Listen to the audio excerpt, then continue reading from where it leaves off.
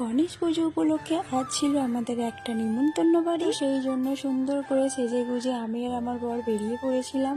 আর ওখানে পৌঁছে যাওয়ার পরেই কয়েকটা সুন্দর সুন্দর ক্লিপ আমি নিয়ে নিয়েছিলাম। মুখটা কিন্তু বেশ সুন্দর ছিল আর আমার কিন্তু সত্যি খুবই ভালো লাগছিল মুখটা দেখতে। তো তারপর এখানে একটা অ্যাকোরিয়াম দেখতে পেয়েছিলাম মাছের। তো তারপরে আমরা চলে গিয়েছিলাম হচ্ছে ছাদের ওপরে, ওখানেই খাওয়া দাওয়ানোর ব্যবস্থা করা হয়েছিল। আর এখানে আমার বর মানে এতটাই বিরক্ত হয়ে যাচ্ছিল দাঁড়িয়ে থাকতে থাকতে, তার জন্য আবার গেমও স্টার্ট করে দিয়েছিল আর আমাকে বলছিল শুধু শুধু দাঁড়িয়ে থাকতে ভালো লাগছে না। তো তারপর এখানে আমরা বসে পড়েছিলাম।